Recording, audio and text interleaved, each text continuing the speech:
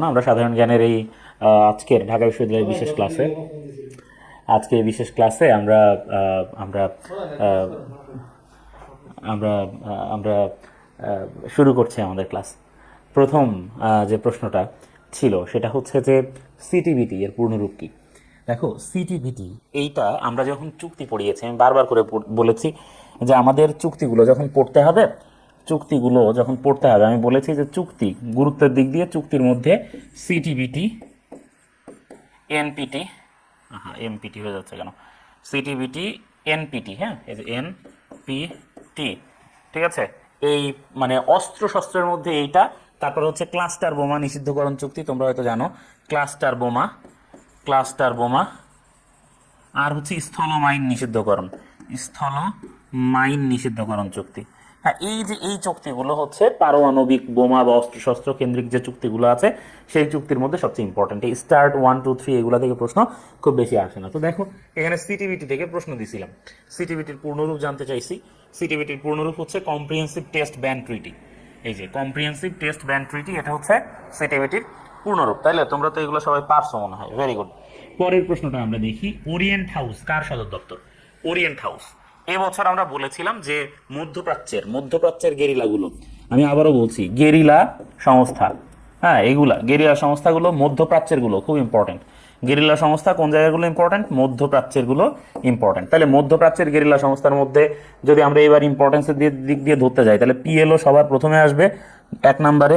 2 নম্বরে আসবে গিয়া হইতেছে কি, এই যে তোমরা ওই ওই জিনিসটার ওই বস্তুটার নাম জানো একটু কও না, এই যে হিজবুল্লাহ, তাই না? হিজবুল্লাহ, কারণ কি হিজবুল্লাহর এই যে যিনি প্রধান আছেন, হ্যাঁ হাসান নাসরুল্লাহ বা হাসান নাসরাল্লাহ, তাকে হচ্ছে হত্যা করা হয়েছে, তাই না? শহীদ করে দেওয়া হয়েছে। 3 নম্বরে আমরা যে ভদ্রলোক, এই যে আরেকটা গেরিলার কথা জানি, সেটা নাম হচ্ছে হুথি। হুথি হচ্ছে ইয়েমেনের, তাই না? তোমরা জানো। তাইলে এই যে পিএলও, হিজবুল্লাহ এবং হুথি, এই তিনটা থেকে প্রশ্ন আসতে পারে, আমি বলছি, ঠিক আছে।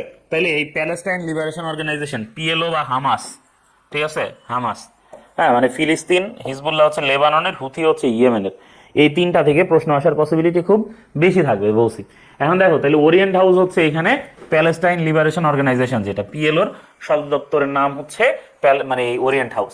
তাইলে তোমরা তোমরা একটু ভালো করে মধ্যপ্রাচ্য কেন্দ্রিক এইসব ব্যাপার স্যাপার এইগুলো একটু তোমরা ভালো করে পড়বা। আমি আবারও বলছি, এই পিএলও বা হামাস, হিজবুল্লাহ, গেরিলা, হুথি, এই তিনটা একটু ভালো করে দেখবা গেরিলাগুলোর মধ্যে থেকে, ঠিক আছে। এই বিষয়গুলো খুবই গুরুত্বপূর্ণ। তারপরে দেখো, কোন মাধ্যমে আলোর পালস ব্যবহার করা হয়? এইগুলা খুবই সহজ বিষয়, আমাদের আইসিটির একদম বেসিক। তাহলে এটা কি আইসিটির একদম বেসিক কোশ্চেন? দেখো, আইসিটির একদম বেসিক কোশ্চেন হচ্ছে এটা। তাইলে তাড়াতাড়ি করে কৌতুক যে কোন মাধ্যমে আলোর পালস ব্যবহার করা হয়। আমি দেখছি তোমরা অনেকেই কমেন্ট করছো, তোমাদের কমেন্ট একটু পড়ার চেষ্টা করি। এখানে কে? জনি বর্মন, শারমিন, আবদুল্লাহ, আশফিয়া, এরা হচ্ছে অ্যাক্টিভ আছে সবসময় আর কি। আচ্ছা, তো তোমরা বলো দেখি, আমি তাহলে কি প্রশ্ন করেছি হচ্ছে যে এই কোন মাধ্যমে আলোর পালস ব্যবহার করা হয়। আমরা জানি আলো দিয়া ডাটা পাঠানো হয় একটা জায়গায়, সেটা হইতেছে অপটিক্যাল ফাইবার। বাইরে এই অপটিক জিনিসটাই তো আসলে আলো মূলত, ঠিক আছে। আলোক সংবেদী ব্যাপার স্যাপারগুলোর ক্ষেত্রে অপটিক ব্যবহার করা হয়, ঠিক আছে। তাহলে অপটিক্যাল ফাইবারে কাচের নলের মধ্য দিয়ে আলো পাঠানো হয়, ঠিক আছে। তাহলে কোন মাধ্যমে আলোর পালস ব্যবহার করা হয়? এই অপটিক্যাল ফাইবার যেটা, অপটিক ফাইবার যেটা, এটাতে হচ্ছে আলো ব্যবহার করা হয়। এরপরে আমরা দেখি নিহন হিদান কিও এই বছরের জন্য ভেরি ভেরি ইম্পর্টেন্ট একটা জিনিস। গতকালের ক্লাসে আমি বলেছিলাম যে জাপান, বুঝছো, জাপানে আমরা জানি যে জাপানে বোম মারছিল কে? দুটো বোম মারছিল দুই জায়গায়, একটা হচ্ছে লিটল বয়, একটার নাম হইতেছে কি লিটল বয়, আর একটা হইতেছে ফ্যাটম্যান, ঠিক আছে। তাইলে এই যে লিটল বয় আর ফ্যাটম্যান, এই দুইটা, লিটল বয় এবং ফ্যাটম্যান, ঠিক আছে, এই দুইটা বোম মারলো। এই যে লিটল বয় এবং ফ্যাটম্যান, এই দুইটা বোম মারলো। একটা মারলো হচ্ছে হিরোশিমাতে, কোন জায়গায় মারলো? হিরোশিমাতে মারলো। আর একটা মারলো হচ্ছে কোন জায়গায়? নাগাসাকিতে, ঠিক আছে। তাহলে লিটল বয় আর ফ্যাটম্যান, একটা মারলো হচ্ছে হিরোশিমাতে, একটা মারলো নাগাসাকিতে, ঠিক আছে। একটা মারলো 6 আগস্ট, কবে মারলো? একটা মারলো 6 আগস্ট, ঠিক আছে। আর একটা মারলো কোন জায়গায়? আর একটা মারলো 9 আগস্ট। তাইলে এই যে একটা 6 আগস্ট আর একটা 9 আগস্ট, এই যে লিটল বয় আর ফ্যাটম্যান হিরোশিমা আর নাগাসাকিতে বোম মারা হইলো। এই বোম মারাতে প্রচুর লোকজন এই বোমে বার্ন হইলো, পুড়ে গেল তাদের শরীর, ঠিক আছে, খুব বাজেভাবে পুড়ে গেল। এখন এই যে লোকজনের শরীর পুড়ে গেল, তাদের মধ্যে অনেকেই যারা বেঁচে থাকলো তাদেরকে বলা হইতো আহ তাদেরকে কি বলা হইতো? তাদেরকে বলা হইতো আচ্ছা, জাপানিজ একটা একটা একটা নির্দিষ্ট শব্দ ব্যবহার করতো তাদের ক্ষেত্রে, কি বুশো যেন এরকম একটা নাম ছিল, আমি নামটা কেন যেন এই মুহূর্তে মনে করতে পারছি। আচ্ছা, মনে পড়লে আমি বলছি। আহ, আচ্ছা, তো যারা হচ্ছে লিটল বয় আর ফ্যাটম্যান, এই দুইটা পারমাণবিক বোমার সার্ভাইভার, যারা এই সার্ভাইভাররা পরবর্তীতে যেন স্বাভাবিক জীবনে ফিরতে পারে, হ্যাঁ, পরবর্তীতে যেন এরা স্বাভাবিক জীবনে ফিরতে পারে, এই জন্যে এদেরকে নিয়ে একটা এনজিও হইলো, একটা সংস্থা, সংগঠন তৈরি হলো। সেই সংগঠনের নামই হচ্ছে নিও নিদান কিও। এই নিও নিদান কিও এটা হচ্ছে তাহলে জাপানের প্রতিষ্ঠান। কোন দেশের প্রতিষ্ঠান? জাপানের প্রতিষ্ঠান। কোন রাষ্ট্রটি বিরোধপূর্ণ দক্ষিণ চীন সাগরের জলসীমার দাবিদার নয়? দক্ষিণ চীন সাগর নিয়ে তো ভাই ব্যাপক বিরোধ রয়েছে, তাই না? দক্ষিণ চীন সাগর নিয়ে, দক্ষিণ চীন সাগরের মানে আশেপাশে যত দেশ আছে সবগুলো দেশেরই কি রয়েছে? খুব বিরোধ রয়েছে, বুঝছো? কেন বিরোধ? হিবাকুশা বলে, সাবাস, হ্যাঁ, হিবাকুশা, হিবাকুশা বলা হয়, ঠিক আছে। তাহলে ওই নিহ নিধান কিও যারা, মানে এই যে এই হিরোশিমা নাগাসাকিতে যারা ওই যে পারমাণবিক বোমা সার্ভাইভার, তাদেরকে বলা হয় হিবাকুশা। লিখে দিই, হ্যাঁ, চেঞ্জ হয়ে গেল, হ্যাঁ, হিবাকুশা বলা হয়, হিবাকুশা, ঠিক আছে। হিবাকুশাদের সংগঠন হচ্ছে নিহ নিধান কিও, ঠিক আছে। হিবাকুশাদের সংগঠন হচ্ছে নিহ নিধান কিও, হ্যাঁ, ওকে, ঠিক আছে। তাইলে এবার দেখো, এই দক্ষিণ চীন সাগরের জলসীমার আশেপাশে যতগুলো দেশ আছে সবাই কিন্তু হচ্ছে এই দক্ষিণ চীন সাগরের জলসীমা দাবিদার। তবে দক্ষিণ চীন সাগরটা পুরাটাই চীন কি চায়? চীন চায় পুরোটাই তার দখলে রাখতে। চীন কি চায়? চীন চায় পুরোটাই তার নিজের দখলে নিয়ে রাখতে। চীন যখন নিজের দখল নিয়ে রাখতে চায় তখন চীনের তো কেউ নিতে পারতেছে না। চীনের লগে গ্যাঞ্জাম আছে ফিলিপাইনের, চীনের লগে গ্যাঞ্জাম আছে ভিয়েতনামের, ইভেন চীনের সাথে মালয়েশিয়ারও একটা ছোটখাটো একটা গ্যাঞ্জাম না হোক কিন্তু খুব ভালো সম্পর্ক হচ্ছে না, ঠিক আছে। তাইলে এখন দেখো, এই কম্বোডিয়া একমাত্র এই এই হচ্ছে তোমার দক্ষিণ চীন সাগর নিয়ে গ্যাঞ্জাম করতেছে না। চীন কি করছে? চীন এই জায়গাতে 9টা ড্যাশ দিছে দক্ষিণ চীন সাগর, এরকম করে ইউ আকৃতির 9টা ড্যাশ ড্যাশ চিহ্ন দিছে, দিয়া এটারে তারা বলতেছে 9 ড্যাশ লাইন। কি বলতেছে? বলতেছে 9 ড্যাশ লাইন। এই যে 9 ড্যাশ লাইন, এই 9 ড্যাশ লাইনের আসলে মূল ঘটনাটা কি? মানে দক্ষিণ চীন সাগরের বলা যায় প্রায় পুরো এলাকাটাই 9টা ড্যাশ দিয়ে চীন আলাদা করে নিছে নিজেদের মতো করে, বুঝছো? চীন আলাদা করে নিয়ে তারপরে তারা নিজেদের মতো করে ওটা এখন তারা ভোগ বাটোয়ারা করতেছে, মানে ভাগ বাটোয়ারা করে তারা ভোগ দখল চালাইতেছে আর কি, ঠিক আছে। এই হচ্ছে অবস্থা। ভাই একটু ফিডটা চেক করেন তো, আটকে গেছে নাকি? একটু ফিডটা চেক করেন তো, ঠিক আছে, আচ্ছা, ওকে। হ্যাঁ, তো 9 ড্যাশ লাইন, আচ্ছা। তো আমার এখানে আটকে গেল কারণ কি? কারণ কি হচ্ছে আমার নেটওয়ার্ক, আচ্ছা, ঠিক আছে, ওকে, হ্যাঁ হ্যাঁ, ঠিক আছে, ওকে। তো যা বলছিলাম ভাইয়েরা, তাইলে এইখানে হইতেছে কি, কম্বোডিয়া হইতেছে এটা নিয়ে কোনো ঝামেলা করে নাই। নেটোর বর্তমান মহাসচিবের নাম কি? দেখো, নেটো, নেটো থেকে প্রশ্ন আসা, বুঝছো, খুবই খুবই গুরুত্বপূর্ণ নেটো। এর সর্বশেষ সদস্য, হ্যাঁ, খুবই গুরুত্বপূর্ণ সর্বশেষ সদস্য, হ্যাঁ, কততম সদস্য, এগুলা খুব গুরুত্বপূর্ণ। আর এর সাথে গুরুত্বপূর্ণ হচ্ছে, তোমরা জানো নেটোর আর্টিকেল 5 বলে একটা জিনিস আছে। কি জিনিস? এটা আর্টিকেল 5 বলে। আর্টিকেল 5-এ কি বলা হইতেছে? নেটোর আর্টিকেল 5-এ বলা হইতেছে, তুমি যদি নেটোর কোনো একটা দেশে আক্রমণ করো তাহলে সবগুলা দেশ কি করবে? এটা নিজের গায়ের উপরে নিবে, মনে করবে তুমি তাদেরকে আক্রমণ করছো। তাহলে ওইখানকার যে কোনো একটা দেশের ওয়ার, এটা মানে হচ্ছে সবগুলা দেশের সাথে ওয়ার জারি করে দেয়া, ঠিক আছে। নেটোর বর্তমান মহাসচিবের নাম হচ্ছে মার্ক রুটে। মার্ক রুটে হইতেছে নেটোর বর্তমান মহাসচিবের নাম, ঠিক আছে। এরপরে আমরা দেখি কি দেখি, 1 জানুয়ারি 2024 কোন দেশ ওপেক ত্যাগ করে? এই যে ওপেক, ওপেক কি বলা হয়? পেট্রোলিয়াম জাতীয় পণ্যের কার্টেল। কি বলা হয়? বলা হয় পেট্রোলিয়াম জাতীয় পণ্যের কার্টেল। দেখো, কার্টেল কথাটা অনেকটা নেগেটিভ অর্থে ব্যবহার করা হয়। কার্টেল হচ্ছে অনেকটা সিন্ডিকেট টাইপ ব্যাপার স্যাপার, বুঝছো? তার মানে একটা জিনিসের একদম পুরো দখলদার যারা, হ্যাঁ, তাদেরকে বলা হচ্ছে কার্টেল। তার মানে ওই ওই বিষয়ে যত ব্যবসা বাণিজ্য, মানে যত রকম ব্যবসা বাণিজ্যের ফর্মস আছে সবগুলো ব্যবসা বাণিজ্য কি করছে? এইসব লোকজন দখল করে রাখছে, বুঝছো? তাইলে দেখো, এই যে ওপেক, ওপেক হচ্ছে পেট্রোলিয়াম। পেট্রোলিয়াম কি কি ভাই? এই যে তোমার পেট্রোল, মানে খনিজ তেল, গ্যাস, হাবিজাবি যা আছে এই সব কিছু হচ্ছে কি পেট্রোলিয়াম। এন্ড এই পেট্রোলিয়াম জাতীয় পণ্য এইগুলা যেসব দেশে আছে সেই সব দেশের একটা একটা সংগঠন হচ্ছে ওপেক। এই ওপেক হচ্ছে এই পেট্রোলিয়াম জাতীয় পণ্যের বেচা কেনা, হাবিজাবি দাম কত হবে কি হবে এগুলো নিয়ন্ত্রণ করে। এই জন্য এগুলোর বলা হচ্ছে পেট্রোলিয়াম জাতীয় পণ্যের কার্টেল। পেট্রোলিয়াম জাতীয় পণ্যের কার্টেল হইতেছে কেডা? ওপেক। এখন ওপেক ত্যাগ করছে অ্যাঙ্গোলা 2024 সালের 1 জানুয়ারি। অ্যাঙ্গোলা কি করছে? ওপেক ত্যাগ করে গেছে। এরপর দেখো, এই বেল্ট অ্যান্ড রোড ইনিশিয়েটিভ বা বিআরআই, বিআরআই এটার প্রবক্তা হইতেছে ভাই চীন। এখন এই জিনিসটা অত্যন্ত ইম্পর্টেন্ট। চীন থেকে আর ইউএসএ থেকে একটা একটা প্রশ্ন আসবেই, লিখা রাখো। আমি আবারও কইতেছি, চীন এবং ইউএসএ এই দুটোতে একটা একটা প্রশ্ন মাস্ট আসবে, মাস্ট মাস্ট। যদি না আসে তারপরে আমার বলে যে ভাই আসে নাই। তখন আমি বলবো না আসলে আমি কি করবো, এছাড়া আর কি করবো বলো, তাছাড়া কিছু করার নাই। তবে এই দুটো থেকে প্রশ্ন আসার সম্ভাবিলিটি অত্যন্ত বেশি। এই জন্য তোমরা ইউএসএ আর চীন প্রসঙ্গ ভালো করে পড়বা, এখন আর কখন পড়বা, ভালো করে যা পড়ছো ওগুলো মনে রাখার চেষ্টা করো। বেল্ট অ্যান্ড রোড ইনিশিয়েটিভের প্রবক্তা হচ্ছে চীন। এই বিআরআই এর অনেকগুলো নাম আছে, এটাকে OBOR বলা হয়তো, ওয়ান বেল্ট ওয়ান রোড। পরে যখন এটা তো ওয়ান এই শব্দটা অনেকগুলো হয়ে গেছে, তখন গিয়া বলা হইতেছে না এটা ওয়ান বেল্ট ওয়ান রোড না, এটা হচ্ছে বেল্ট অ্যান্ড রোড ইনিশিয়েটিভ বা বিআরআই। তাহলে এটা ওই পর্যায়ে ওইভাবে রাখা হয়েছে। হ্যাঁ, এবং এটারে বলা হচ্ছে নিউ সিল্ক রোড। কি বলা হচ্ছে? নিউ সিল্ক রোড বলা হচ্ছে। ঠিক আছে, কাজে এগুলো একটু ভালো করে তোমরা বিষয়গুলো ভালো করে বুঝবা। নিউ সিল্ক রোড এটা হচ্ছে বেল্ট এন্ড রোড ইনিশিয়েটিভ বা বিআরআই। হ্যাঁ, নিউ সিল্ক রোড এগুলো একই জিনিস। ওকে, 50-এর মনন্তর এটা ইংরেজি কত সালে হয়েছিল? 50-এর মনন্তর ইংরেজি কত সালে হয়েছিল বলো? 50-এর মনন্তর ইংরেজি কত সালে হয়েছিল? তার মানে 50-এর মনন্তর হয়েছিল ইংরেজি সালে কত সালে সেটা জানতে চেয়েছে। ঠিক আছে, 50-এর মনন্তর বাংলা 1350-এ। আচ্ছা আচ্ছা আচ্ছা, ঠিক আছে, বাংলা এটা হচ্ছে কি মানে ইংরেজি এটা হচ্ছে 1943 সাল। ঠিক আছে, 50-এর মনন্তর, সাবাস। ইংরেজি 1943 সালে 50-এর মনন্তর হয়েছিল। এই 50-এর মনন্তর নিয়েই জয়নুল আবেদিন মানে এঁকেছিলেন তার ম্যাডোনা 43। ম্যাডোনা 43 যেটা, ঠিক আছে, সেটা কিন্তু তিনি তার এই 50-এর মনন্তর নিয়ে শিল্পাচার্য জয়নুল আবেদিন যে তার যে বিখ্যাত ছবি, ঠিক আছে, শিল্পাচার্য জয়নুল আবেদিনের বিখ্যাত ছবি ম্যাডোনা 43, এটাই 50-এর মনন্তরকে উপজীব্য করে আঁকা। ওরে গাধার দল, তোরা যে বলিস যে স্যার দ্রুত পড়ায় যান, খালি অ্যান্সার বললেই কি হবে রে বলদ? এই যে বললাম এইখানে একটা গুরুত্বপূর্ণ জিনিস, এটা যদি পরীক্ষায় আসে তাইলে এরপরে করবি কি? ঠিক আছে, তখন পরীক্ষার হলে বসে বসে মনে করবি ভাইয়া বলছিল। ঠিক আছে, আজ বুঝবি না, বুঝবি কাইল। কিন্তু তখন তো বুঝে কিছু হবে না, কারণ তারপরের যে অংশটা সেটা কিঞ্চিত অশ্লীল, এই জন্য সেটা বলবো না।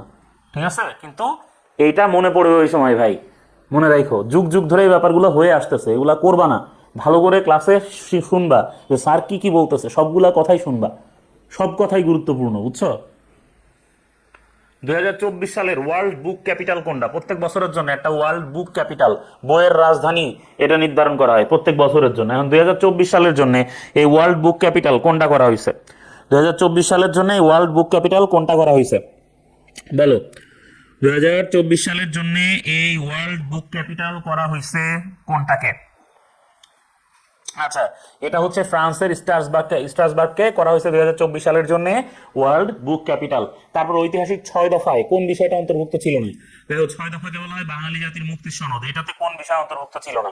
কি? শাসনতান্ত্রিক কাঠামো অন্তর্ভুক্ত ছিল, কেন্দ্রীয় সরকারের ক্ষমতা অন্তর্ভুক্ত ছিল, স্বতন্ত্র মুদ্রা ব্যবস্থা অন্তর্ভুক্ত ছিল, বিচার ব্যবস্থা অন্তর্ভুক্ত ছিল না। ঠিক আছে, 6 দফায় বিচার ব্যবস্থা নিয়ে কিছু বলা ছিল না। ওকে, এরপরে আমরা দেখি 2023 সালে পদার্থবিদ্যায় নোবেল পুরস্কার লাভ করেন নাই কে? 2023 সালে পদার্থবিদ্যায় নোবেল পুরস্কার লাভ করেন নাই কে, এটা জানতে চেয়েছে। অপশনে আছে পিয়ের আগস্তিনি, অপশনে আছে ফেরেন্স প্রাউজ, অপশনে আছে অ্যান লিয়ের, অপশনে আছে ক্যাথালিন ক্যারিকো। বলো যে কে কে এইখানে এইখানে পদার্থবিদ্যায় নোবেল পুরস্কার লাভ করেন নাই। 2023 সালে পদার্থবিদ্যায় এই 3জন ব্যক্তি নোবেল পুরস্কার লাভ করছেন, ক্যাথালিন ক্যারিকো লাভ করেন নাই। ওকে, পরের প্রশ্ন, ভাষা আন্দোলনের সময় পাকিস্তানের প্রধানমন্ত্রী কে ছিলেন?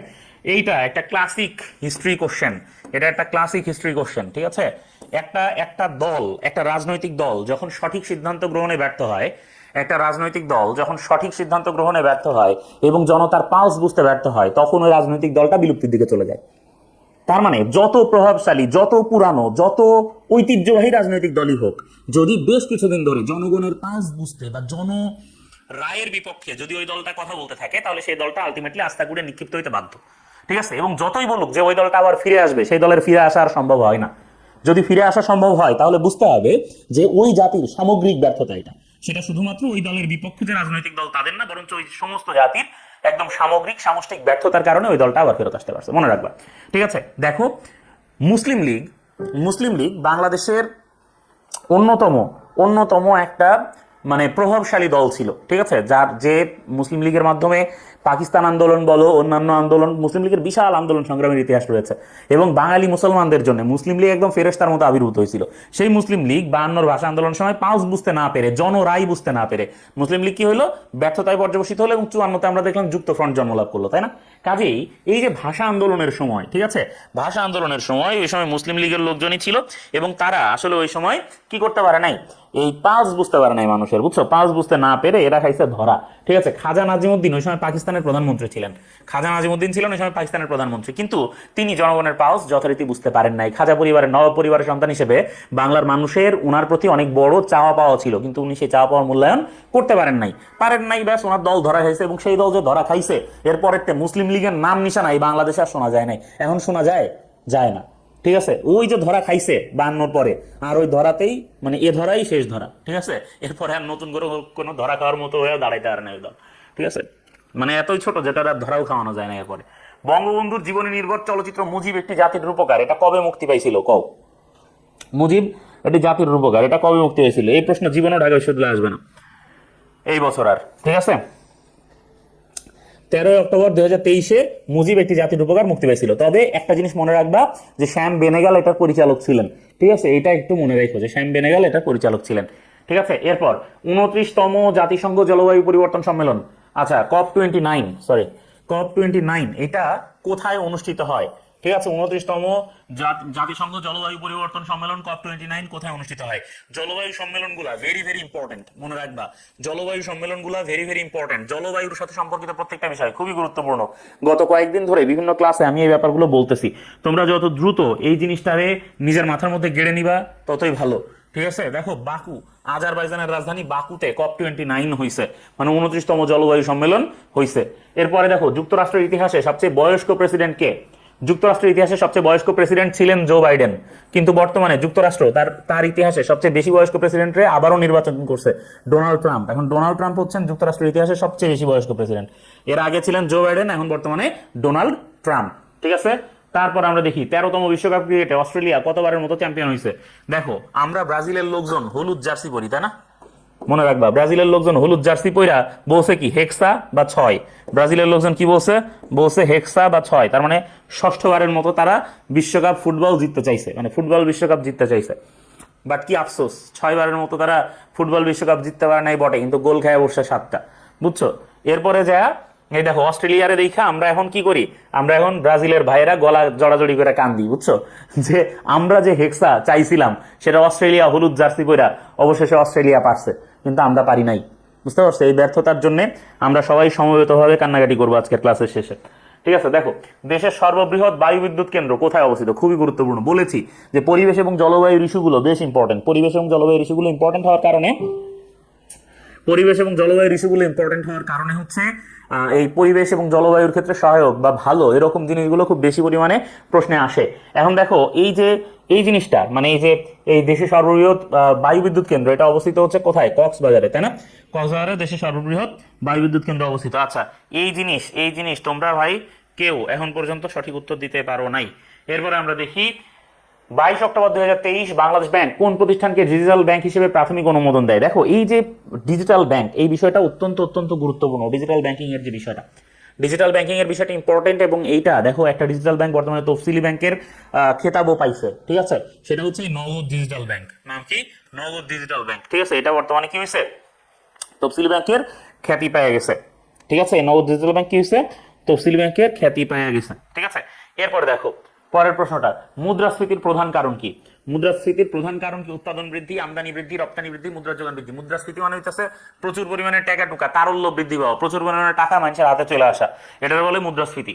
এখন মুদ্রাস্ফীতি দেখো, উৎপাদন বৃদ্ধি পেলে মুদ্রাস্ফীতি বাড়ার কোনো কারণ নাই, আমদানি বৃদ্ধি পেলে মুদ্রাস্ফীতি বাড়ার কোনো কারণ নাই, রপ্তানি বৃদ্ধি পেলে মুদ্রাস্ফীতি বৃদ্ধি পাওয়ার কারণ নাই, বরঞ্চ মুদ্রার যোগান বৃদ্ধি এটা হইতেছে মুদ্রাস্ফীতির আদি এবং একমাত্র মানে ভাইটাল কারণ আর কি।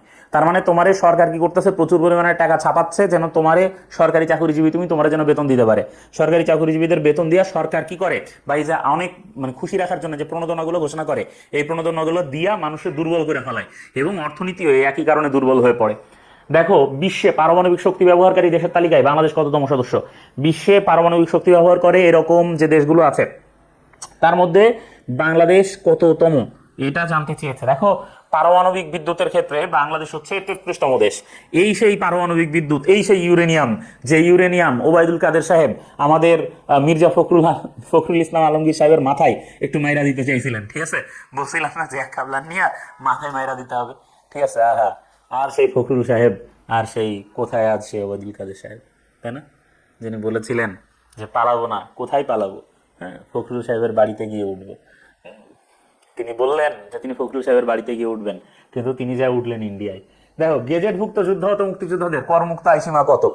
প্রত্যেকটা বাজেটে করমুক্ত আয়সীমা অত্যন্ত অত্যন্ত গুরুত্বপূর্ণ একটা জিনিস। প্রত্যেকটা বাজেটের ক্ষেত্রে করমুক্ত আয়সীমা অত্যন্ত অত্যন্ত গুরুত্বপূর্ণ, ঠিক আছে? কাজেই এই প্রত্যেকটা বাজেটে এই করমুক্ত আয়সীমার বিষয়টা একটু ভালো করে খেয়াল করতে হবে, ঠিক আছে? মনে রাখবা যে যুদ্ধাহত মুক্তিযোদ্ধা, যেসব মুক্তিযোদ্ধারা যুদ্ধে আহত হয়েছিলেন এরকম গেজেটে আছেন, তাদের জন্য করমুক্ত আয়সীমা হচ্ছে 5 লাখ টাকা। তার মানে তারা যদি বছরে 5 লাখ টাকা আয় করেন, এই পর্যন্ত তাদেরকে কোনো কর দিতে হবে না। অধিক 5 লাখ, মানে 5 লাখের বেশি যদি তারা আয় করেন, তাহলেই কেবলমাত্র তাদের ইনকাম ট্যাক্সেবল হবে, এছাড়া ট্যাক্সেবল হবে না। এরপরে আমরা দেখি নিচের কোনটি সাংবিধানিক প্রতিষ্ঠান নয়। সাংবিধানিক প্রতিষ্ঠান কোনটা, কোনটা সাংবিধানিক প্রতিষ্ঠান নয়, কোনটা সাংবিধানিক পদ, কোনটা সাংবিধানিক পদ নয়, এই ব্যাপারগুলো অত্যন্ত অত্যন্ত গুরুত্বপূর্ণ। দেখো এইখানে আমরা জানি দুর্নীতি দমন কমিশন, পাবলিক সার্ভিস কমিশন, নির্বাচন কমিশন, মহাহিসাব নিরীক্ষক নিয়ন্ত্রক অবশ্যই, নির্বাচন কমিশন অবশ্যই, পিএসসি অবশ্যই, দুর্নীতি দমন কমিশন এটা সাংবিধানিক প্রতিষ্ঠান নয়। দুর্নীতি দমন কমিশন ইজ নট আ সাংবিধানিক প্রতিষ্ঠান, ঠিক আছে? ওকে, তারপরে আমরা কি দেখব? তারপরে আমরা দেখব হচ্ছে সর্বপ্রথম কোন দেশে রাজনৈতিক দলের উদ্ভব ঘটে? ভাই এটা ইংল্যান্ড। হুইগ আর টরি এই নামে দুইটা দল হয়েছিল, একটা হয়েছে হুইগ, আমার তো ভুল হয়ে গেল, আচ্ছা ভাই আপনার হাতের উল্টা পিঠ দিয়ে মোছা, আচ্ছা হ্যাঁ, এই যে এটা হচ্ছে হুইগ, ঠিক আছে?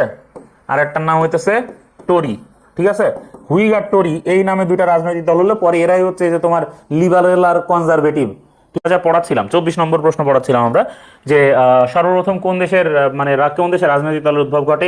ইংল্যান্ডে উদ্ভব ঘটে। ইংল্যান্ডের দুটো রাজনৈতিক দল ছিল, একটা নাম ছিল হুইগ, একটা টরি। এরাই পরবর্তী লিবারেল ডেমোক্রেটিক এসব নামে, কনজারভেটিভ পার্টি, লিবারেল পার্টি এসব নামে আসে আর কি, ঠিক আছে? এরপরে দেখো 25 নম্বর প্রশ্ন, বিভিন্ন কম্পিউটারের মধ্যে সংযোগের জন্য যে জ্যামিতিক সন্নিবেশ করা হয় তাকে বলা হয় টপোলজি। এটা আইসিটিতে আসা প্রশ্ন, ঠিক আছে? আমি তো ভাই ধুমধুমার পড়ায় সামনে চলে গেছি, ঠিক আছে? পড়ায় 80 কিলোমিটার স্পিডে পড়ায় সামনে চলে যায়, দেখি যে তোমরা আশেপাশে নেই, ঠিক আছে? চারিদিকে দেখি যে সবাই মানে একেবারে দেখি যে হাউতাস করতেছে আর কি, ঠিক আছে? একজন বলছেন নাস্তা করতে গেছিলেন নাকি স্যার? না রে ভাই, তোমাদের নাস্তা করাইতে গেছিলেন। ঠিক আছে, ওকে। এরপরে দেখো কাট অপারেশনের কম্পিউটার কিবোর্ড শর্টকাট কমান্ড কি? ভাই কাট করে কন্ট্রোল এক্স দিয়া, ঠিক আছে? কিবোর্ডে কন্ট্রোল এক্স দেয়, দিলে কাট হয়, কন্ট্রোল সি দিলে কপি হয়, কন্ট্রোল ভি দিলে পেস্ট হয়। ল্যারি টেসলার বলে একজন ভদ্রলোক ছিলেন, ল্যারি টেসলার, ঠিক আছে? তার কথা আমরা আরো একদিন পড়াইছিলাম। এই ল্যারি টেসলার তিনি হচ্ছেন এই কাট কপি পেস্ট এটার জনক, এই শর্টকাট কমান্ডের জনক হচ্ছেন ল্যারি টেসলার। অনেক উপকার করেছেন তিনি পৃথিবীর মানুষের, ঠিক আছে? আমরা যারা টিচার আছি আমাদের অনেক উপকার করেছেন। সবচেয়ে বড় উপকার করেছেন আমাদের ঢাকা বিশ্ববিদ্যালয়ের শিক্ষক সম্প্রদায়ের, কারণ ওনারা যখন পিএইচডি করেন তখন বেশিরভাগই কাট কপি এবং পেস্ট করে ওনাদের পিএইচডি থিসিস লিখে থাকেন, ঠিক আছে? যারা সাদা দল নীল দলের টিচার আছেন তাদেরকে এগুলো করতে হয়, কারণ রাজনীতি করতে গিয়ে ওনারা এগুলোর সময় পান না, কখন থিসিস করবেন, কখন কি করবেন, ঠিক আছে? এখন দেখো ক্যাম্প ডেভিড চুক্তির মধ্যস্থতা করেন কে? এই মধ্যস্থতা মানে হইতেছে যা বলতেছিলাম, এই মাঝখানে বৈশা থাকা, ঠিক আছে? তাহলে মধ্যস্থতা দুইজনের মধ্যে জ্ঞানজাম। আনোয়ার সাদাত হইতেছে মিশরের, আর এই যে মেনাহিম বেগিন, তোমরা হয়তো মেনাহিম বেগিনের নাম শুনছো। এই মেনাহিম বেগিন যদিও তার উচ্চারণটা হচ্ছে মেনাহিম বেগিন আর কি। তো এই মেনাহিম বেগিন হইতেছে ইসরায়েলের, মানে জায়নবাদী যে ইসরায়েল আছে এই ইসরায়েলের বেগিন। এখন এই মেনাহিম বেগিন আর হচ্ছে আনোয়ার সাদাত, এই দুইজনের মধ্যে শান্তি চুক্তি হবে।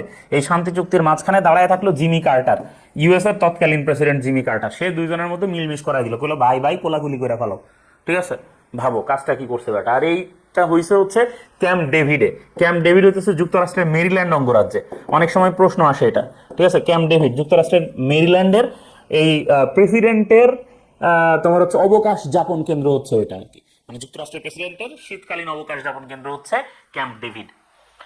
নিচের কোন প্রোটোকল ব্যবহার করে ইমেইল ক্লায়েন্টরা কারো কম্পিউটারে ইমেইল ডাউনলোড করে? হ্যাঁ, কোন প্রোটোকল ব্যবহার করে কও? এখানে আমরা দেখতে পাচ্ছি এই নিচের কোন প্রোটোকল ব্যবহার করে বলছে। এইখানে একজন লিখছে টিসিপি, একজন বলছে এফটিপি, একজন বলছে পপ। আসলে কোন প্রোটোকল ব্যবহার করে হয় বলো তো? এটা হয় হচ্ছে পপ নামে যে প্রোটোকল আছে। শোনো, পপ প্রোটোকলটা হচ্ছে ইমেইল ডাউনলোডের জন্য দরকার, ঠিক আছে? পপ প্রোটোকল, ওকে। এরপরে দেখি কম্পিউটারে ব্যবহৃত সংখ্যা পদ্ধতি কি নামে পরিচিত? এটা সবাই জানো, বাইনারি সংখ্যা পদ্ধতি। কম্পিউটার বাইনারি পদ্ধতিতে কাজ করে। নিচের কোনটি দ্বারা সর্বাপেক্ষা দ্রুত ডাটা পরিবহন করা যায়? সবচেয়ে ফাস্ট ডাটা পরিবহনের মিডিয়াম কোনটা বলো? সবচেয়ে ফাস্ট ডাটা পরিবহন করা যায় হচ্ছে ফাইবার অপটিক কেবল দিয়ে। ফাইবার অপটিক কেবল হচ্ছে সবচেয়ে ফাস্ট ডাটা পরিবহন করা যায় এটার মাধ্যমে, ওকে। তো ভাইয়ারা এই হচ্ছে মোটামুটি তোমার প্রথম 30টা প্রশ্ন। পরের 30টা প্রশ্ন আমরা এখনই শুরু করব। দেখো বাংলাদেশে প্রথম সাবমেরিন ঘাঁটি কোথায় অবস্থিত? বাংলাদেশের প্রতিরক্ষার জন্য দেখো সাবমেরিন আসলে একটা প্রেস্টিজিয়াস ইস্যু, বুঝছো, মানে একটা প্রেস্টিজ ইস্যু। সাবমেরিন না থাকলে মনেই হয় না যে আসলে জিনিসটা জমতেছে, তাই না, খেলাধুলা। কারণ সাবমেরিন হচ্ছে কি, দেখো সাবমেরিন যখন প্রথম হলো, এই যে তোমার দ্বিতীয় বিশ্বযুদ্ধের সময়, ঠিক আছে, দ্বিতীয় বিশ্বযুদ্ধ না, প্রথম বিশ্বযুদ্ধের সময় থেকে সাবমেরিন জনপ্রিয়, বাট দ্বিতীয় বিশ্বযুদ্ধের সময় সাবমেরিন তার খেল দেখাইলো, ঠিক আছে। দ্বিতীয় বিশ্বযুদ্ধের সময় আধুনিক সাবমেরিন, আর প্রথম বিশ্বযুদ্ধের সময় দেখো ইউবোট বইলা একটা জিনিস আসলো, ইউবোট। হ্যাঁ, জার্মানি সর্বপ্রথম ইউবোট নিয়ে আসলো কারা? জার্মানি নিয়ে আসলো, জার্মানি। এবং জার্মানি এই ইউবোট দিয়া তোমার হচ্ছে এই আটলান্টিক মহাসাগরে একদম দুর্জেয় হয়ে উঠলো আর কি। মানে জার্মানির বিরুদ্ধে কেউ খুব বেশি কিছু করে সুবিধা করতে পারে না। কারণ কি? কারণ পানির নিচ দিয়ে আসে একটা জিনিস, আইসা ঢুস ঢাস বোম টোম মাইরা, টর্পেডো মাইরা সব ধ্বংস করে দিয়া জায়গা, এরকম একটা সিচুয়েশন। খুব হালকা একটা ডুবো জাহাজ ছিল এই ইউবোট। তো দেখো বাংলাদেশে এই সাবমেরিন বাংলাদেশে আগে ছিল না, পরে এই সাবমেরিন ঘাঁটি বাংলাদেশে হইছে, বানাইছে, এবং সাবমেরিনে কমিশন হয়েছে আর কি, মানে এটাকে কমিশন করা বলে আর কি, ঠিক আছে। বাংলাদেশের কক্সবাজারের পেকুয়াতে এই প্রথম বাংলাদেশের যে সাবমেরিন ঘাঁটি এবং একমাত্র সাবমেরিন ঘাঁটি, এটা নির্মাণ করা হয়েছে কক্সবাজারের পেকুয়াতে। তারপরে দেখো 2024 সালে সাফ নারী ফুটবলে কয়টা দেশ অংশ নিয়েছিল? আমি তোমাকে আবারও বলি, 2024-এর এই সাফ নারী ফুটবল থেকে একটা না একটা বিশ্ববিদ্যালয়ের প্রশ্ন আসবেই। সেটা ঢাকা বিশ্ববিদ্যালয় হোক, জাহাঙ্গীরনগর বিশ্ববিদ্যালয় হোক, জগন্নাথ বিশ্ববিদ্যালয় হোক, চট্টগ্রাম হোক, রাজশাহী হোক, প্রশ্ন আসবেই। প্রশ্ন হচ্ছে ঢাকা বিশ্ববিদ্যালয়ে আসবে কিনা, আসতেই পারে ভাই। খুবই খুবই গুরুত্বপূর্ণ বিষয়, ঢাকা বিশ্ববিদ্যালয়ে আসার মতো একটা জিনিস। মোট 7টা দল অংশ নিচ্ছে, আফগানিস্তান অংশ নেয় নাই, ঠিক আছে। নারী ফুটবলে অংশ নিছে। দেশের তৃতীয় চা নিলাম কেন্দ্র কোথায় অবস্থিত? আমরা জানি দেশের তৃতীয় চা নিলাম কেন্দ্র অবস্থিত হচ্ছে পঞ্চগড়ে। পঞ্চগড়ে আমরা জানি অর্গানিক চা উৎপাদন হয়, তাই না? দেশের অর্গানিক চা উৎপাদন হয় মূলত পঞ্চগড়ে। এই অর্গানিক চা, পঞ্চগড়ের অর্গানিক চা অত্যন্ত বিখ্যাত। কাজী অ্যান্ড কাজী টি, এরা হচ্ছে এই পঞ্চগড়ে অর্গানিক চা উৎপাদন করে। এরপরে ধান উৎপাদনে বাংলাদেশ পৃথিবীতে কততম? ধান উৎপাদনে কৃষি থেকে আসা প্রশ্ন, দেখো কৃষি থেকে আসা প্রশ্ন, ধান উৎপাদনে বাংলাদেশ পৃথিবীতে কততম? এটা তোমাদের ভাই পারাটা খুবই উচিত, ঠিক আছে। কারণ মানে খুব খুব কমন প্রশ্ন এটা। ধান উৎপাদনে বাংলাদেশ পৃথিবীতে তৃতীয় অবস্থানে রয়েছে, ঠিক আছে। পরের প্রশ্নে আমরা চলে যাই। পরের প্রশ্ন হচ্ছে এসি কে ডিসি করার যন্ত্র কি? এসি কে ডিসি কারেন্ট, মানে এসি কারেন্টকে ডিসি কারেন্টে পরিণত করে, মানে ডিসিতে পরিণত করে কোন যন্ত্র? কোন যন্ত্র এসি কে ডিসিতে পরিণত করে? আচ্ছা, রেকটিফায়ার, ঠিক আছে। রেকটিফায়ার হচ্ছে এসি কে ডিসিতে পরিণত করে নাকি? দেখি ছেলেপেলে সব পড়াশোনা বাদ দিয়ে দিছে নাকি এই মুহূর্তে? বুঝলাম না, শেষ মুহূর্তে তোমাদের নাকি তোমাদের কমেন্টই হ্যাং হয়ে গেল, দেখতে পাচ্ছি না ঠিকঠাক। হ্যাঁ কই? হ্যাঁ এই তো, সাবাস, ছেলেগুলো উত্তর দিছো তো। আফরিনা তানবিন, আসফিয়া খানম, হ্যাঁ এরা কিছুটা উত্তর দেওয়ার চেষ্টা করছে। আরেকজন কইছে ডি, সে যে কোনটা, ও 4-এর ডি কইছে, আচ্ছা তাও ভালো। তাহলে এসি কে ডিসি করার যন্ত্র হচ্ছে রেকটিফায়ার। তারপরে দেখো সিন্দুরি বাংলাদেশের কৃষি ক্ষেত্রে কিসের নাম? সিন্দুরি। এটাও কৃষি থেকে আসা প্রশ্ন, হ্যাঁ কৃষি থেকে আসা প্রশ্ন, মনে রাখবা কৃষি থেকে সাধারণত একটা প্রশ্ন অবশ্যই অবশ্যই আসে। সিন্দুরি বাংলাদেশের কৃষি ক্ষেত্রে কিসের নাম? সিন্দুরি। সিন্দুরি বাংলাদেশের কৃষি ক্ষেত্রে কিসের নাম? বেগুন, আম, আলু, টমেটো কোনটা? সিন্দুরি কি জিনিস, কিসের জাত? সিন্দুরি কিসের জাত? আমরা জানি সিন্দুরি হচ্ছে আলুর জাত, তাই না? সিন্দুরি কিসের জাত? আলুর জাত। যে নিচের কোনটি সিস্টেম সফটওয়্যার নয়? সিস্টেম সফটওয়্যার কোনটা ভাই? যেটা একটা ডিভাইসে বিল্ট ইন থাকে। Apple iOS system software, Android system software, Linux system software. তার মানে একটা ডিভাইস রান হইতে যেটা লাগে, অ্যান্ড্রয়েড একটা ফোন, এটার মূল সিস্টেম যেটা, সেটাই হচ্ছে Android system. Linux and Apple iOS এগুলো হচ্ছে কি সিস্টেম সফটওয়্যার। মজিলা ফায়ারফক্স হচ্ছে একটা ব্রাউজার, এটাকে একটা ওয়েব ব্রাউজার। কাজে ওয়েব ব্রাউজার সিস্টেম সফটওয়্যার এই দুইটা কখনো একই জিনিস না। মুজিবনগর সরকারের অর্থমন্ত্রী কে ছিলেন? মুজিবনগর সরকারের অর্থমন্ত্রী কে ছিলেন? বিচারপতি আবু সাইদ চৌধুরী তো অবশ্যই ছিলেন না, তিনি ছিলেন বিশেষ দূত। তিনি ছিলেন কি বিশেষ দূত। তাজউদ্দিন আহমেদ কি ছিলেন? ছিলেন হচ্ছে প্রধানমন্ত্রী, ঠিক আছে। সৈয়দ নজরুল ইসলাম কি ছিলেন? অস্থায়ী রাষ্ট্রপতি, ঠিক আছে। তাইলে বাকি থাকলো কে? বাকি থাকলো ক্যাপ্টেন এম মনসুর আলী, তিনি ছিলেন অর্থমন্ত্রী। G0 মানে গ্লোবাল জিরো, এই ফোরাম কেন গঠিত হয়? গ্লোবাল জিরো বা G0 কেন গঠিত হয়? গ্লোবাল জিরো, ঠিক আছে। গ্লোবাল জিরো এটা কেন প্রতিষ্ঠা করা হয়? গ্লোবাল জিরো প্রতিষ্ঠা করা হয় ভাই কার্বন নিঃসরণ কমানোর জন্য। পৃথিবীতে কার্বন নিঃসরণ এটা হচ্ছে একটা বড় ঝামেলা। তাহলে পৃথিবীর যে কার্বন নিঃসরণে কার্বন নেতিবাচক দেশগুলো আছে তাদেরকে নিয়ে গ্লোবাল জিরো ফোরাম গঠন করা হয়েছে। কাগমারি সম্মেলন কবে অনুষ্ঠিত হয়? মাওলানা ভাসানী কাগমারি সম্মেলন করেছিলেন কে?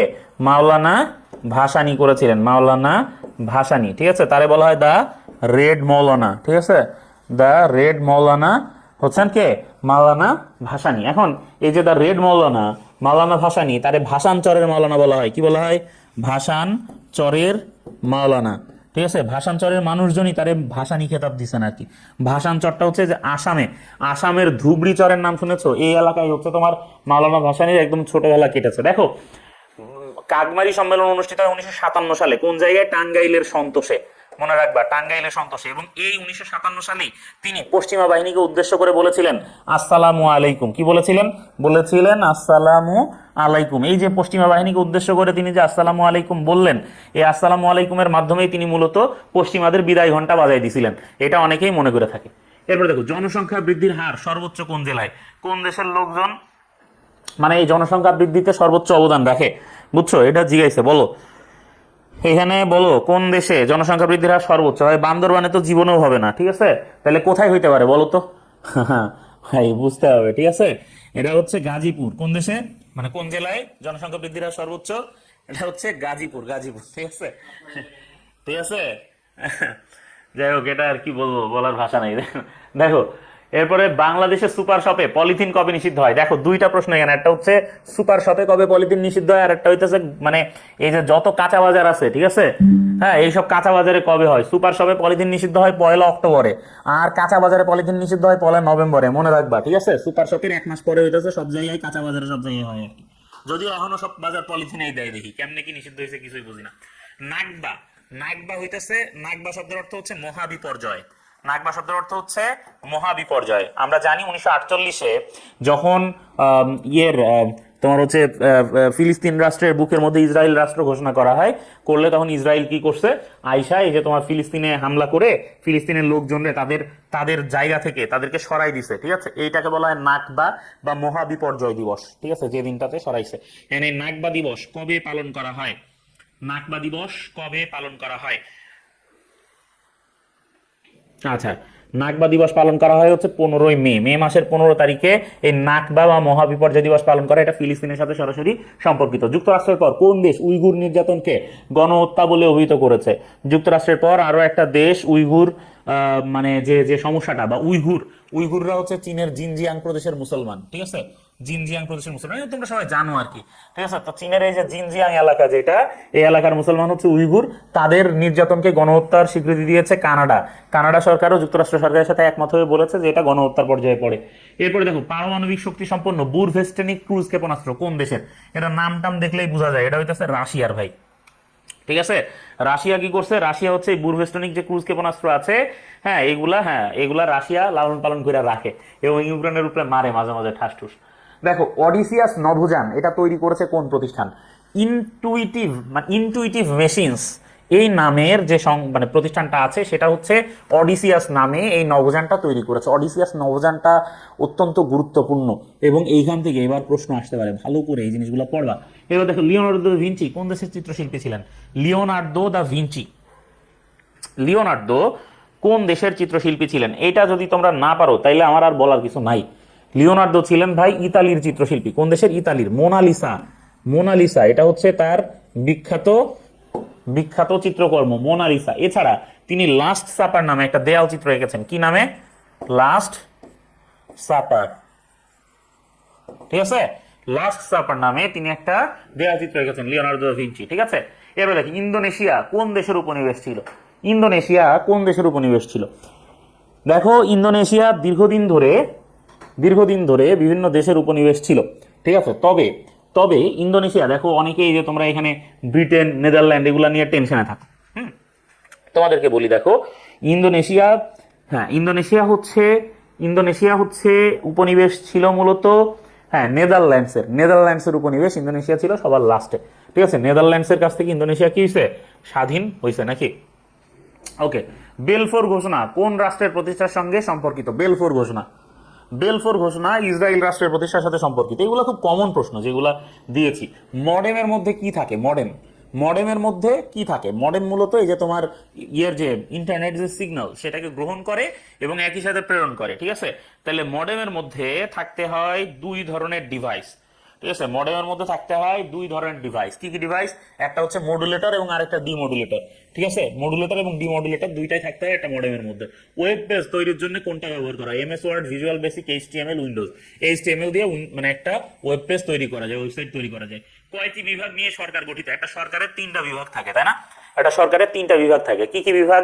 কমেন্টে লিখবা যে একটা সরকারের যে তিনটা বিভাগ থাকে সেই তিনটা বিভাগ কি কি, কমেন্টে লিখবা, ঠিক আছে? যে একটা সরকারের যে তিনটা বিভাগ সেই তিনটা বিভাগ মূলত কি কি। এরপরে আমরা দেখি সামাজিকীকরণ হলো একটি প্রক্রিয়া।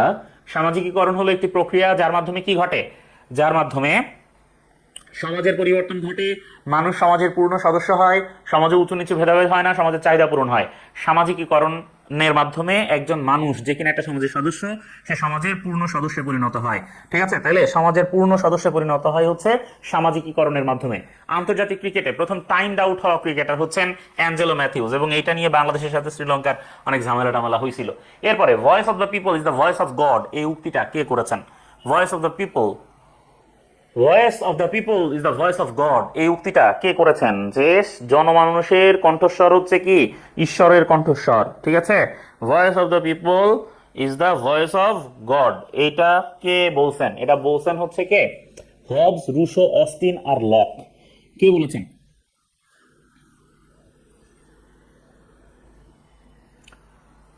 যা জ্যাক রুশো।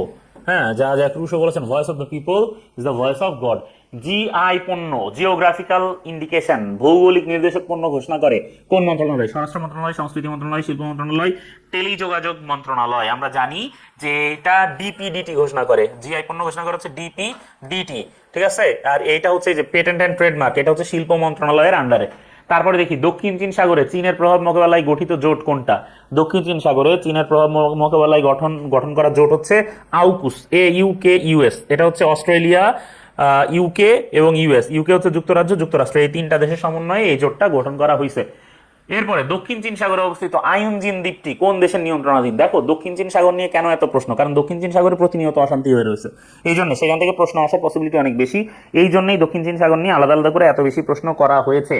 তাইলে এই যে দেখো দক্ষিণ চীন সাগরে যে অশান্তি, এইখানে এই আয়ুনজিন দ্বীপটা হচ্ছে ফিলিপাইনের, বাট ফিলিপাইনের সাথে এটা নিয়ে চীনের ব্যাপক সমস্যা দেখা দিচ্ছে। 2024 সালে কোন দেশ গণতন্ত্র সম্মেলনের আয়োজন করে? 2024 সালে গণতন্ত্র সম্মেলনের আয়োজন করেছিল যুক্তরাষ্ট্র, ইউএসএ গণতন্ত্র সম্মেলনের আয়োজন করেছে 2024 সালে। বর্তমানে অন্তর্বর্তীকালীন সরকার, মানে বর্তমান যে অন্তর্বর্তীকালীন সরকারটা আছে, এই সরকার কবে গঠিত হয়? 8 আগস্ট, 5 আগস্ট, 7 আগস্ট, 6 আগস্ট। কবে এই অন্তর্বর্তীকালীন সরকার গঠিত হয়? আমরা জানি বর্তমান যে অন্তর্বর্তীকালীন সরকার আছে সেটা শপথ গ্রহণ করে 8 আগস্ট, ঠিক আছে? এর মাধ্যমে বর্তমান অন্তর্বর্তীকালীন সরকার গঠিত হয়। এইবার আমরা পরের সেটে আমরা প্রবেশ করব এবং পরের সেটটা আমরা একটু দেখার চেষ্টা করব। এটা আমাদের সর্বশেষ সেটের 30টা প্রশ্ন। আশা করা যায় তোমরা সবাই প্রস্তুত। প্রথম যে প্রশ্ন সেটা হচ্ছে ডেঙ্গু রোগ সৃষ্টিকারী বা ডেঙ্গুবাহী মশার নাম কি? ডেঙ্গু রোগ সৃষ্টিকারী বা ডেঙ্গুবাহী মশার নাম কি? আমরা সবাই জানি যে এই যে ডেঙ্গুবাহী মশা যেটা বা ডেঙ্গু রোগ সৃষ্টি করে যে মশা, হ্যাঁ, সেই মশার নাম হচ্ছে এডিস এজিপ্টাই। এডিস এজিপ্টাই মশার মাধ্যমে ডেঙ্গু রোগ ছড়ায়। হ্যাঁ, খুবই গুরুত্বপূর্ণ। হ্যাঁ, ডেঙ্গু তারপরে হচ্ছে যে ম্যালেরিয়া ফাইলেরিয়া এগুলা ছড়ায় কিসের মাধ্যমে? এগুলা খুব গুরুত্বপূর্ণ। তারপরে দেখি মাদক উৎপাদন ও চোরাচালানের পথ গোল্ডেন ক্রিসেন্ট কোন তিনটি দেশকে নির্দেশ করে? দেখো তিনটা দেশ যারা একত্রে এরকম চাঁদের মতো একটা আকৃতি তৈরি করে, এদেরকে কি বলা হয়? বলা হয় গোল্ডেন ক্রিসেন্ট। তার মানে হ্যাঁ, তার মানে হচ্ছে স্বর্ণালী অর্ধচন্দ্র আর কি। তো এখন কোন দেশ, কোন তিনটা দেশ এই এই তোমার গোল্ডেন ক্রিসেন্ট এইটা এইটা তৈরি করে? দেখো ইরান, আফগানিস্তান এবং পাকিস্তান। ইরান, আফগানিস্তান এবং পাকিস্তান এরা হচ্ছে আফিম নামে, এই যে ওপিয়াম আছে না, ওপিয়াম, এই আফিম মাদক যেটা, এই আফিম মাদক উৎপাদন এবং চোরাচালানের একটা রুট। এই তিনটা দেশকে এমনি করলে এরকম একটা এই ধরনের একটা অর্ধচন্দ্র তৈরি করে, ঠিক আছে? তিনটা দেশকে সংযুক্ত করলে একটা নির্দিষ্ট পয়েন্টের মাধ্যমে, এটা হচ্ছে তোমার গোল্ডেন ক্রিসেন্ট বলে এদেরকে। এরপরে জাতিসংঘভুক্ত রাষ্ট্রসমূহের সর্বোচ্চ কূটনীতিকদেরকে বলা হয় অ্যাম্বাসেডর। কি বলা হয়? জাতিসংঘভুক্ত দেশের সর্বোচ্চ কূটনীতিবিদ হচ্ছেন অ্যাম্বাসেডর। আর হাই কমিশনার কি? হাই কমিশনার হচ্ছে কমনওয়েলথভুক্ত যে দেশগুলো আছে, কমনওয়েলথভুক্ত দেশগুলোর কমনওয়েলথভুক্ত দেশগুলোর সর্বোচ্চ কূটনীতিবিদদেরকে বলা হয় হাই কমিশনার, ঠিক আছে। আর জাতিসংঘভুক্ত দেশসমূহের যে সর্বোচ্চ কূটনীতিবিদ আছে তাদেরকে বলা হয় অ্যাম্বাসেডর। এটা হচ্ছে দুটোর মধ্যে তফাৎ। তারপর দেখো লেবানন কোন দেশের কাছ থেকে স্বাধীনতা লাভ করে। এই উপনিবেশের এই ধারণাগুলো বেশ গুরুত্বপূর্ণ। কোন দেশ কার উপনিবেশ ছিল এই ধারণাটা বেশ গুরুত্বপূর্ণ। হ্যাঁ, লেবানন কোন দেশের কাছ থেকে স্বাধীনতা লাভ করে? ব্রিটেন, ফ্রান্স, তুরস্ক, স্পেন। বলো দেখি ভাইয়ারা। আমি আমাদের যে গ্রুপ আছে সেই গ্রুপে পর্যায়ক্রমিকভাবে কয়েকটা স্ট্যাটাস দেওয়ার মাধ্যমে, কয়েকটা পোস্ট দিয়ে এই বিষয়গুলো ক্লিয়ার করেছিলাম। কোন দেশের কাছে লেবানন, কোন দেশের কাছে লেবানন ছিল, মানে উপনিবেশ হিসাবে ছিল?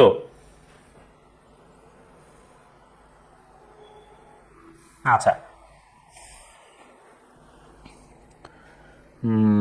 এটা পারো নাই তোমরা?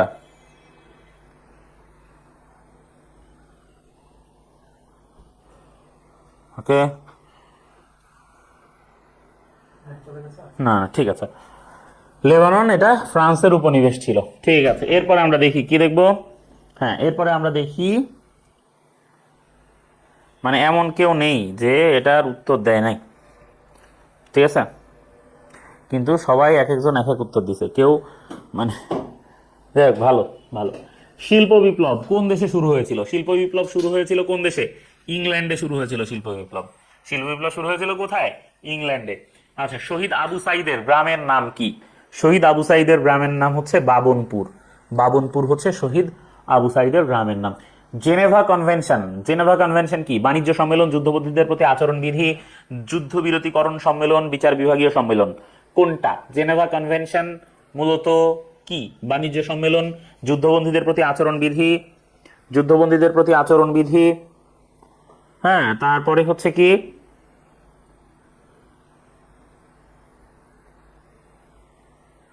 আচ্ছা, বাণিজ্য সম্মেলন, যুদ্ধবন্দীদের প্রতি আচরণবিধি, যুদ্ধবিরতিকরণ সম্মেলন, বিচার বিভাগীয় সম্মেলন। বলো জেনেভা কনভেনশন। নম্বর যে প্রশ্নটা আমরা তোমাদেরকে পড়াচ্ছিলাম সেটা হচ্ছে ভারতের কোন প্রদেশটি বাংলাদেশ সীমান্তে অবস্থিত নয়? হ্যাঁ, এখানে মণিপুর, এটা বাংলাদেশ সীমান্তে অবস্থিত নয়। আহ, এরপর দেখো যে গারোরা নিজেদের কি নামে পরিচয় দেয়? গারোরা নিজেদেরকে পরিচয় দেয় মান্দিতে, মান্দি বলে। মান্দি ভাষায়ও গারোরা কথা বলে। মান্দি শব্দের অর্থ হচ্ছে মানুষ। দেখো ভারততত্ত্ব গ্রন্থের রচয়িতা কে? ভারততত্ত্ব এই গ্রন্থের রচয়িতা কে? দেখো কিছু গ্রন্থ আমাদেরকে পড়তে হয়, হ্যাঁ, মানে আমাদেরকে কিছু গ্রন্থ আমাদেরকে পড়তে হয় আর কি। সেই গ্রন্থগুলো তোমাদেরকে দাগিয়েও দিয়েছিলাম, ভারততত্ত্ব তার মধ্যে ছিল। তো এই ভারততত্ত্ব গ্রন্থের রচয়িতাকে এটা জানতে চেয়েছে এখানে। আচ্ছা, তোমরা কি সব দেখতে পাচ্ছ ঠিকঠাক মতো? আচ্ছা, ঠিক আছে, ওকে। তো ভারততত্ত্ব গ্রন্থের রচয়িতা হচ্ছেন আল বিরুনি। বিরুনির ভারততত্ত্ব এটা একটা বিখ্যাত গ্রন্থ। হ্যাঁ, কৌটিল্যের অর্থশাস্ত্র এটা হচ্ছে বিখ্যাত গ্রন্থ। হ্যাঁ, অর্থশাস্ত্র হচ্ছে কৌটিল্যের বিখ্যাত গ্রন্থ। আবুল ফজলের বিখ্যাত গ্রন্থ হচ্ছে আইন ই আকবরী। হ্যাঁ, আইন ই আকবরী, ঠিক আছে। এটা হচ্ছে আবুল ফজলের বিখ্যাত গ্রন্থ আর কি, আইন ই আকবরী। ওকে। ইবনে খালদুনের বিখ্যাত গ্রন্থ হচ্ছে মুকাদ্দিমা। মুকাদ্দিমা না, মূলত কিতাবুল ইবার। কিতাবুল ইবারের যে ভূমিকা সেটা ইবনে খালদুনের বিখ্যাত গ্রন্থ আর কি। এরপর দেখি কোনটি বায়ুমণ্ডলীয় উপাদান নয়? বায়ুমণ্ডলীয় উপাদান নয় কোনটি? আচ্ছা, বায়ুমণ্ডলীয় উপাদান নয় এখানে দেখলেই বোঝা যাচ্ছে যে অ্যারোসল বায়ুমণ্ডলীয় উপাদান নয়। হ্যাঁ, অন্যগুলো বায়ুমণ্ডলীয় উপাদান। দানিউব নদীর উৎপত্তি স্থল কোনটা? দানিউব যে নদী, নদ নদী থেকে আসে প্রশ্ন। দানিউব যে নদী সেটার উৎপত্তি স্থল জানতে চেয়েছে। আচ্ছা, দানিউব নদীর উৎপত্তি স্থল কোনটা তোমরা জানো কিনা? দেখো, দানিউব যে নদীটা, সেই নদীটা উৎপত্তি হয়েছে মূলত ব্ল্যাক ফরেস্ট পর্বত থেকে। ব্ল্যাক ফরেস্ট নামে একটা ইউরোপে একটা মানে মানে বিস্তৃত পর্বতমালা আছে। সেই পর্বতমালা থেকেই মূলত দানিউব নদীর উৎপত্তি। ঐতিহাসিক কারবালা প্রান্তর কোথায় অবস্থিত? কারবালা প্রান্তর অবস্থিত হচ্ছে ইরাকে। ইরাকে আমরা ওই যে পড়েছি না যে ফোরাত নদী, ফোরাত নদী, ফোরাত নদীর তীরে হচ্ছে এই এই এই কারবালা। তো ওই ফোরাত যেটা, সেটা হচ্ছে টাইগ্রিস ইউফ্রেটিস ইউফ্রেটিস আর কি, ঠিক আছে, দজলা এবং ফোরাত। তো ইরাকে এটা অবস্থিত আর কি, কারবালার প্রান্তর। সংবিধানের কত নম্বর অনুচ্ছেদে রাষ্ট্রপতির মেয়াদ বর্ণিত আছে? দেখো, রাষ্ট্রপতি সংক্রান্ত যে অনুচ্ছেদগুলো আছে, রাষ্ট্রপতি সংক্রান্ত যে অনুচ্ছেদগুলো আছে সেই অনুচ্ছেদগুলো 50-এর আশেপাশের অনুচ্ছেদ, ঠিক আছে, 48 থেকে 52। দেখো এখানে 50-এর 2 নম্বর অনুচ্ছেদে রাষ্ট্রপতির মেয়াদ বর্ণনা করা আছে, যে রাষ্ট্রপতির মেয়াদ কি হবে বা কি বিষয়। এরপরে দেখো ক্ষমতা স্বতন্ত্রীকরণ নীতির প্রবক্তাকে? ক্ষমতা স্বতন্ত্রীকরণ নীতির প্রবক্তা হচ্ছে মন্টেস্কু। ক্ষমতা স্বতন্ত্রীকরণ নীতির প্রবক্তাকে? মন্টেস্কু হচ্ছে ক্ষমতা স্বতন্ত্রীকরণ নীতির প্রবক্তা, ঠিক ঠিক আছে। ক্ষমতা স্বতন্ত্রীকরণ নীতিটা কি? সরকারের যে বিভাগগুলো থাকে যে অনেকগুলো বিভাগ থাকে না, একটা সরকার যদি চলতে হয় তাহলে তো অনেকগুলো বিভাগ থাকে সেখানে। তো এই বিভাগগুলোর মধ্যে মন্টেস্কু হচ্ছে এই বিভাগগুলোর মধ্যে মানে প্রত্যেকের কাজ কি হবে বা হচ্ছে বা এক এক এক বিভাগকে আরেক বিভাগ থেকে প্রভাব মুক্ত করার যে বিষয়টা সেটা নিয়ে কাজ করেন। তো এটাকেই ক্ষমতা স্বতন্ত্রীকরণ নীতি বলা হয়। স্পার্সো, স্পার্সো হচ্ছে প্রতিরক্ষা মন্ত্রণালয়ের অধীনে। স্পার্সো প্রতিরক্ষা মন্ত্রণালয়ের অধীনে হচ্ছে স্পার্সো। আচ্ছা, পদ্মা কোথায় মেঘনা নদীর সাথে মিশেছে, মানে পদ্মার মেঘনা কোথায় একসাথে মিশেছে, এই বিষয়টা নিয়ে মূলত এখানে প্রশ্ন এসেছে যে পদ্মা এবং মেঘনা কোথায় একসাথে মিশেছে। দেখো এখানে অপশনে গোয়ালন্দ, চাঁদপুর, ভৈরব আর নরসিংদীর কথা বলা হচ্ছে, এটা তোমরা সবাই পারবা। পদ্মা আর মেঘনার মিলন হয়েছে চাঁদপুরে, এবং এই জায়গাতে যে সবচেয়ে বেশি ইলিশ মাছ, হ্যাঁ ইলিশ মাছ এটা পাওয়া যায় আর কি। হ্যাঁ, এই যে তিন নদীর মোহনা বা এরকম মোহনা এলাকা বলে সবাই, যে ইয়েতে করে বেড়াইতে যায় লঞ্চে, এটা হচ্ছে তোমার এই যে চাঁদপুরের মোহনা।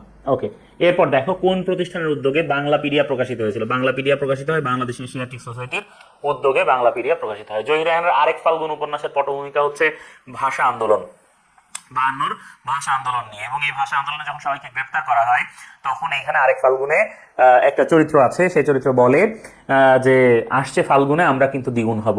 এবার আমরা দেখেছি স্বৈরাচার বিরোধী আন্দোলনে, এবারকার যে হাসিনার বিরুদ্ধে যে আন্দোলন হয়েছে সেই আন্দোলনে কিন্তু এই আসছে ফাল্গুনে আমরা আবার দ্বিগুণ হব এই কথাটা বারবার করে সেখানে ব্যবহার করা হয়েছে। এরপর আমরা দেখি অযোধ্যা নীতি গ্রহণ করেছিলেন কে। অযোধ্যা নীতি এটা এটা সম্পর্কে তোমরা ইতিহাস বইয়ে সরাসরি পাবা, ইতিহাস বইয়ে তোমরা এই অযোধ্যা নীতি সরাসরি পাবা। এখন তোমাদেরকে একটা হিন্ট দিলাম, তোমরা বলো যে অযোধ্যা নীতি কে কে গ্রহণ করেছিলেন। অযোধ্যা নীতি কে গ্রহণ করেছিলেন? হ্যাঁ, আচ্ছা এখানে নরেন্দ্র মোদীও আছে অপশনে না। আচ্ছা, অযোধ্যা নীতি গ্রহণ করেছিলেন ওয়ারেন হেস্টিংস। ঠিক আছে, অযোধ্যা নীতি গ্রহণ করেছেন ওয়ারেন হেস্টিংস। ওয়ারেন হেস্টিংস এর যে নীতিগুলো আছে তার মধ্যে একটা হচ্ছে এই অযোধ্যা নীতি। এরপরে দেখি জিন্না কত সালে দ্বিজাতি তত্ত্ব ঘোষণা করেন। জিন্নার দ্বিজাতি তত্ত্বের দুইটা জাতি হচ্ছে হিন্দু আর মুসলমান। ধর্মের ভিত্তিতে জাতিকে ভাগ করে জিন্না ভারত আর পাকিস্তান তৈরির পথ সুগম করেছিলেন। ঠিক আছে, পাকিস্তান প্রস্তাবের ভিত্তিতে এই দ্বিজাতি তত্ত্বের যে বিষয়টা, মানে দ্বিজাতি তত্ত্বের ভিত্তিতেই মূলত পরবর্তীতে ভারত আর পাকিস্তান নামে দুইটা আলাদা আলাদা রাষ্ট্র সৃষ্টি হয়। বাট লাহোর প্রস্তাব থেকে কিন্তু, লাহোর প্রস্তাবকে মূলত পাকিস্তান প্রস্তাব বলা হয়, বাট লাহোর প্রস্তাবে কিন্তু কয়েকটা দেশ সৃষ্টির কথা বলা হয়েছিল, কিন্তু জিন্না এখানে স্টেট দিয়ে মুসলমানদের জন্য একটা রাষ্ট্রের কথা বলেছিলেন। তো জিন্নার এই দ্বিজাতি তত্ত্বের মাধ্যমে মূলত পাকিস্তানের জন্ম হয়। তাহলে জিন্না কত সালে দ্বিজাতি তত্ত্ব ঘোষণা করেছিলেন? আচ্ছা, জিন্না কত সালে এই দ্বিজাতি তত্ত্ব ঘোষণা, আমরা জানি 1939 সালে জিন্না এই দ্বিজাতি তত্ত্ব ঘোষণা করেছিলেন। আচ্ছা, দুইটা জাতি হচ্ছে হিন্দু আর মুসলমান। জাতীয় পতাকা প্রথম কবে উত্তোলন করা হয়? জাতীয় পতাকা প্রথম কবে উত্তোলন করা হয়? 23 ফেব্রুয়ারি 1969, 2রা মার্চ 1971, 22 ফেব্রুয়ারি 1969, 7 মার্চ 1971। আমরা জানি যে জাতীয় পতাকা প্রথম উত্তোলন করা হয় 2রা মার্চ 1971-এ, ডাকসুর বটতলায়, তাই না? আচ্ছা, এই যে 2রা মার্চকে জাতীয় পতাকা দিবস হিসেবে পালন করা হয়। তারপরে ওরা আমার মুখের ভাষা কাইরা নিতে চায়, এই গানটির রচয়িতা এবং সুরকারকে। ওরা আমার মুখের ভাষা কাইরা নিতে চায়, ওরা কথায় কথায় শিকল পরায় আমার হাতে পায়, তাই না?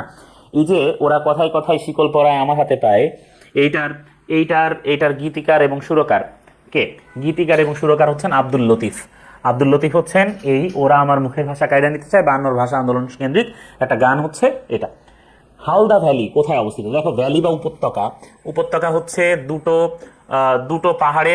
দুটো পাহাড়ের মধ্যবর্তী নিচু জায়গা, যেটা এটা হচ্ছে উপত্যকা। হ্যাঁ, সমতল ভূমি। এই উপত্যকায় অনেক ক্ষেত্রে দেখা যায় কি যে এই প্লাবিত হয় এই উপত্যকা, বা এদিক দিয়ে পানি প্রবাহিত হয়, নদী থাকে বা হচ্ছে লেক থাকে, হ্রদ থাকে, তাই না? তো এই হালদা ভ্যালি যেটা, এই হালদা ভ্যালির ভেতর দিয়ে হালদা নদী প্রবাহিত, মনে রাখবা। হালদা ভ্যালির ভেতর দিয়ে, হ্যাঁ হালদা ভ্যালির ভেতর দিয়ে হালদা নদী এটা প্রবাহিত। তো হালদা ভ্যালি এটা কোথায় অবস্থিত? হালদা ভ্যালি অবস্থিত খাগড়াছড়িতে। কোথায়? হালদা ভ্যালি খাগড়াছড়িতে অবস্থিত। এরপরে জিএফপি 2024 সালে সামরিক শক্তি র্যাঙ্কিংয়ে বাংলাদেশের অবস্থান কত? জিএফপি 2024 সালের সামরিক শক্তি র্যাঙ্কিংয়ে বাংলাদেশের অবস্থান হচ্ছে 37তম। হ্যাঁ, বাংলাদেশ 23-এ ছিল 34তম, এখন বাংলাদেশ কততম? 37তম অবস্থানে রয়েছে। ঠিক আছে, তাইলে 2024 সালে বাংলাদেশ হচ্ছে 37তম সামরিক শক্তি র্যাঙ্কিংয়ে। পরের প্রশ্ন দেখি, কোন সালের অলিম্পিকে টি20 ক্রিকেট অন্তর্ভুক্ত হবে? দেখো অলিম্পিকে এখন ক্রিকেটের কোনো ফাংশন নাই, বা টি20 ক্রিকেট মানে পরবর্তীতে টি20 ক্রিকেট যোগ হবে 2028 সালের যে অলিম্পিক আছে, মানে পরবর্তী অলিম্পিক থেকে টি20 ক্রিকেট অন্তর্ভুক্ত হবে অলিম্পিকে। এরপর আমরা দেখি 2024 সালে চিকিৎসা বিজ্ঞানে নোবেল পুরস্কার লাভ করেন কে? 2024-এ চিকিৎসা বিজ্ঞানে নোবেল পুরস্কার লাভ করেন এখানে Paul Boldon, Gary Rafton, Michael Houghton, Jen Bellman আছে। 2024-এ চিকিৎসা বিজ্ঞানে নোবেল পুরস্কার লাভ করেন গ্যারি রাফকুন। ঠিক আছে, গ্যারি রাফকুন 2024 চিকিৎসা বিজ্ঞানে নোবেল লাভ করেন। নোবেল থেকে কিন্তু প্রশ্ন আসতে পারে বারবার করে, আমি তোমাদেরকে এটা বলেছি, পুরস্কারের মধ্যে নোবেল খুবই ইম্পর্টেন্ট। ঢাকেশ্বরী মন্দির কে প্রতিষ্ঠা করেন? ঢাকেশ্বরী মন্দির প্রতিষ্ঠা করেছিলেন রাজা বল্লাল সেন। বল্লাল সেন ঢাকেশ্বরী মন্দির প্রতিষ্ঠা করেছিলেন। অনেকে মনে করে থাকেন যে ঢাকেশ্বরী মন্দিরের নামেই পরবর্তীতে হচ্ছে এই তোমার হচ্ছে ঢাকা শহরের পত্তন হয় আর কি। বাংলাদেশ কোথায় ভুটানের সাথে একটি বিশেষ অর্থনৈতিক অঞ্চল পরিকল্পনা করছে? বাংলাদেশ এবং ভুটানের একটা বিশেষ অর্থনৈতিক অঞ্চল, এটা হচ্ছে একেবারে ভুটানের সাথে বাংলাদেশের সীমান্তের কাছাকাছি জায়গায়। যেটা কোন জায়গাতে?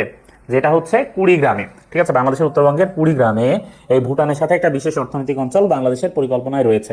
ঠিক আছে, এবং এইটা বাস্তবায়িত হওয়ার কথা 2028 সালের মধ্যেই। ঠিক আছে, পুরোপুরিভাবে পুরো প্রকল্প বাস্তবায়ন হওয়ার কথা। এরপরে আমরা দেখি দেশের 25তম প্রধান বিচারপতি কে? দেশের 25তম প্রধান বিচারপতি হচ্ছেন বিচারপতি সৈয়দ রেফাত আহমেদ। বিচারপতি সৈয়দ রেফাত আহমেদ হচ্ছেন দেশের 25তম প্রধান বিচারপতি। তো এই ছিল মোটামুটি তোমাদের 90টা প্রশ্ন। আশা করা যায় যে তোমরা এই প্রশ্নগুলো আমার সাথে এতক্ষণ ধরে সলভ করেছো, সমাধান করেছো, এবং তোমরা মোটামুটি মনে করতে পেরেছো বা তোমরা মোটামুটি বুঝতে পেরেছো যে কোন ধরনের প্রশ্ন হতে পারে।